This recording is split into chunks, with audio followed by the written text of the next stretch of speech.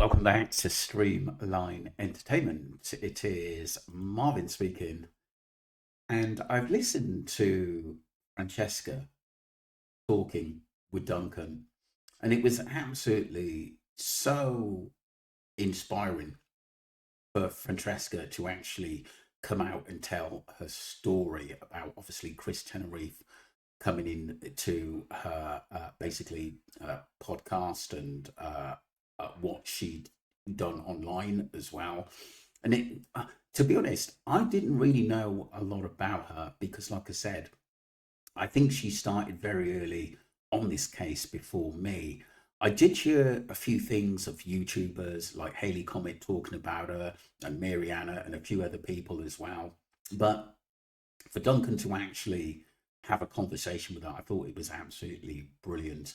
And I always thought Francesca was a lot older than maybe 30s, 40s. This is what I thought. And it just seems like she's just basically a teenager, maybe like 18 or 19, like Lucy's age. And maybe this is why Lucy had come into basically her chat just to see what was going on there and what was being said. And Lucy basically turned around and said that she doesn't mind her talking about the case because she wasn't saying anything nasty or wasn't really digging. She was just having conversations about it. I do think maybe Francesca didn't really know at that stage how big this case was going to be. A lot of us didn't. But Chris Tenerife actually coming into it, then what I think he did, listening to Duncan, I think there were other people coming into that chat, which he thought he needs to come in and narrate what he was doing actually in the search and his narrative to get it across. I think he came in there to control basically Francesca's channel and the narrative in what they were talking about. Because obviously, since that sort of, what can you say, basically sort of altercation between them two, I think she got scared and actually stopped doing as much as what she was doing before, even though she did a few things after that, then completely stopped. It's such a shame because she's so talented. I think she realised, even at a young age, that there's more to this case than meets the eye. And obviously, Chris Tenerife being a quite a big guy and Army Reserve, I think she thought maybe I don't want to get involved in this, but she did. She is a thinker. I have to agree there. She is a really deep thinker. She was actually thinking, this guy who's such a searcher, who just went out there to help the family, why is he?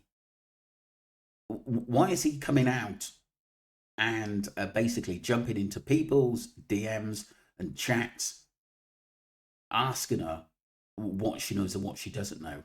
At the end of the day, it tells me that Chris Tenerife just wanted information, and he wanted, if Francesca got any information that was valuable, it seems like to me that he just wanted for it to be shared with him and no one else know what has gone on.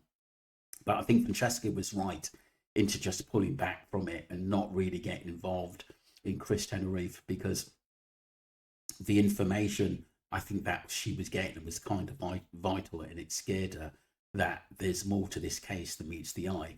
And as I went on with the case, myself and Ali, it got murkier and murkier and murkier. And there's still so much in this case that you have to wonder what the hell is going on. But what you got to say, you've got Chris, who's trying to basically bully other channels and say, like I said, this didn't happen. You're spreading conspiracies and lies. We're not actually doing that. We're actually looking at points which actually don't make sense. And like I said, he was the one that came out and said, like, he saw Jay get in a car. So, and he's got the evidence of that. If he did, why not show it and say, okay, Jay got in, so people can say, look, Jay 100% did get in this car. Chris was right about that. He couldn't fulfill what he said. And this is why I think people discredit a lot of things that he said. We've had sort of Luggy come out, going on lives and controlling the narrative there. To me, it tells me, like I said, when people are coming out and you just search us, but it's got nothing to do with you, what other people talk about, and you'll just search it. So when your job's done, you can go quiet and get on with it. But there's more to this than meets the eye, in the way that they know a hell of a lot more than what we first thought. And that's the narrative I got out of it at the end of the day. And I think with, especially, I think with Chris as well, I think he was really, really surprised how far this case went and how many people were actually talking about it, and it gained traction as it went on. We had hundreds of channels who were like on TikTok all over, people doing write-ups, videos, films on this. It was really, really big, because, like I said, people realised that there were serious, serious red flags in this case. I thought Francesca, I thought she really spoke really well for herself as someone so young, and you could see that she was really passionate about, crime, and the whole scenario, the Jay Slater case. I think it captivated her. She did mention that, basically someone she knew, I think, or a family member, at the end of the day, some criminality which happened, and it's such a shame. But like I said, when you're passionate about something and you go into true crime, it can be very, very dangerous as well, because you can pick things that others haven't. And this is what we've done. I think we've just seen, through the lies, technically, in this case. And it is horrible when you actually sort of stumble on something that you thought, oh my God, what the hell is going on here? And I think a lot of it is organized crime. A lot of these people are dangerous. A lot of these people are set in one way, that their life is about lying, to be honest with you. That's what it's about. Let me know what you think, people. I hope Francesca does come back and maybe look into other cases that, should I say, are not so scary, and does what she do best.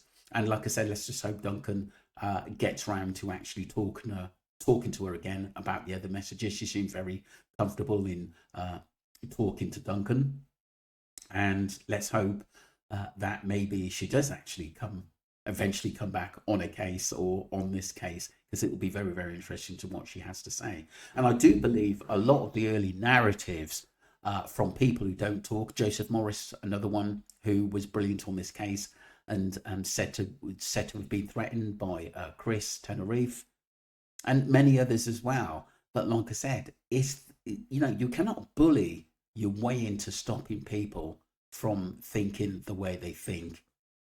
And if he's not willing to answer questions about, basically the search for Jay, or about some of the U-turns he's actually done about the Jay Slater case, about talking things that are very, very important in this case, then we're never going to get anywhere. We're never going to get the true answers from them. This is my thoughts as well. And it also goes out to Rachel, and it all goes out to a lot of Jay's friends as well, who changed the narrative to actually suit them.